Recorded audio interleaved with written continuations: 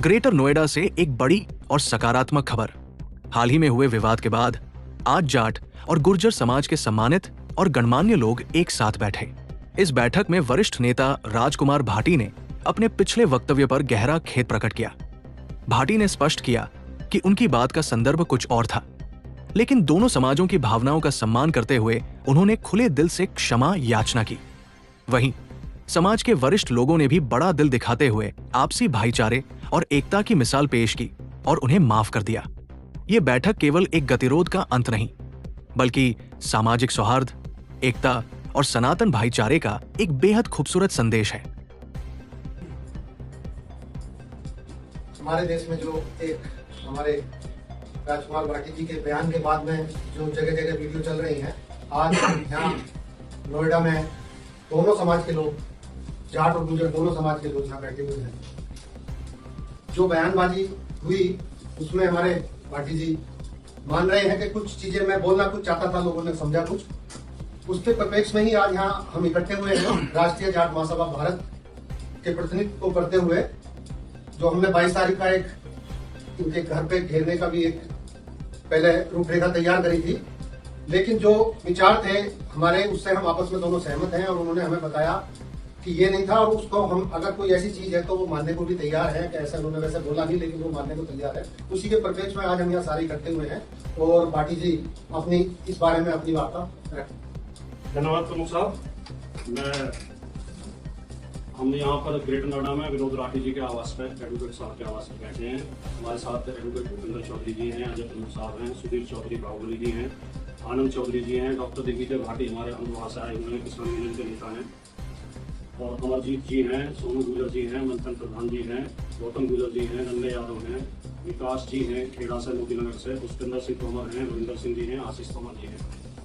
आप सब भाइयों से और मैं जो भी ये वीडियो देखेंगे सुनेंगे उन सबसे ये कहना चाहता हूँ कि जो चौधरी टिकैत जी की पुण्यतिथि पे कॉन्स्टिट्यूशन क्लब दिल्ली में कार्यक्रम था, जिसमें मंच पर राकेश टिकैत जी भी मौजूद थे, संजय सिंह सांसद मौजूद थे, दीपेंद्र हुड्डा जी थे और हमारे हरिंदर मलिक जी थे, एक बिहार से भी सांसद आए थे और जम्मू कश्मीर के डिप्टी चीफ मिनिस्टर मौजूद थे।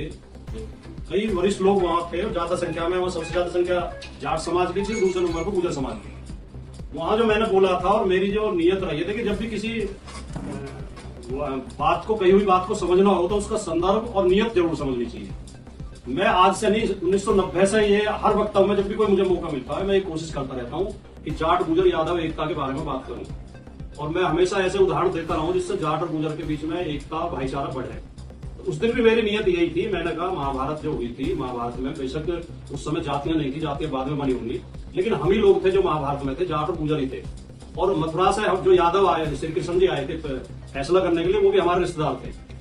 तो ये मैंने बोला था और फिर मैंने कई उदाहरण दिए कि हस्तिनापुर के आसपास भी जाट और गुर्जर ही हैं और इंद्रप्रस्थ जहां दूसरी राजधानी बनी वहां भी जाट और गुर्जर हैं, कुरुक्षेत्र जहां लड़ाई हुई वहां भी जाट और गुर्जर हैं, द्रोणाचार्य का आश्रम कहते हैं दनकौर में था, दनकौर के एक तरफ जाट है एक तरफ गुर्जर है। तो नियत मेरी ये थी कि दोनों समाजों की एकता के बारे में। उसी संदर्भ में मैं द्रौपदी को ध्यान में रखते हुए मैं ये शायद मेरे मुंह से निकल गया कि गुर्जर और जाटों में ही होता है कि एक पत्नी के कई पति हो। मैं कहना चाह रहा था होता था, आज के संदर्भ में मैं नहीं कह रहा। आज ऐसी कोई परंपरा नहीं है समाज में। प्राचीन टाइम में, महाभारत टाइम में रही होगी, लेकिन उसके लिए भी कई जगह मैंने ये पढ़ा है और कई विद्वानों से सुना है कि जाट और गुर्जरों में एक अच्छी परंपरा ये थी कि हम विधवाओं को अपमानित नहीं करते थे, जैसा कुछ समाजों में रहा है। न उन्हें नारकी जीवन जीने पर विवश करते थे कि उनका सिर मुड़वा दिया, सफेद कपड़े पहना दिए। हमने विधवाओं को अपनाने की परंपरा अपने दोनों समाज में रखी। एक भाई की मौत होगी तो दूसरे भाई को शादी हो जाती थी। तो केवल उस संदर्भ में ये कहना चाहता था, मेरी नियत ऐसी नहीं थी, कुछ भी जैसे समझा गया।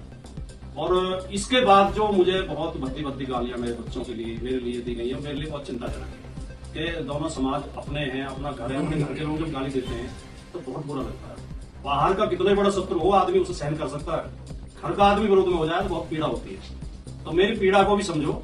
मैं तो बार बार कह रहा हूँ, अगर मेरी बात गलत समझी गई है, आपको ठेस लगी है तो भाई मुझे माफ कर दें। मैं तो उसके लिए जो है आपके प्रति जो है खेद व्यक्त करने को तैयार हूँ, सच्चे मन से, खुले हृदय से।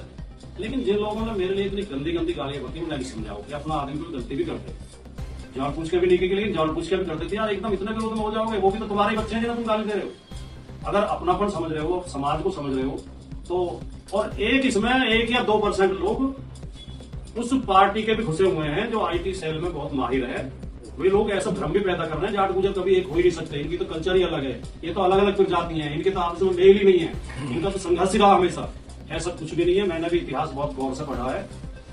जाट और गुजरों में एकता के हजारों उदाहरण हैं और एक दूसरे की मदद की है हमेशा इन दोनों समाजों ने।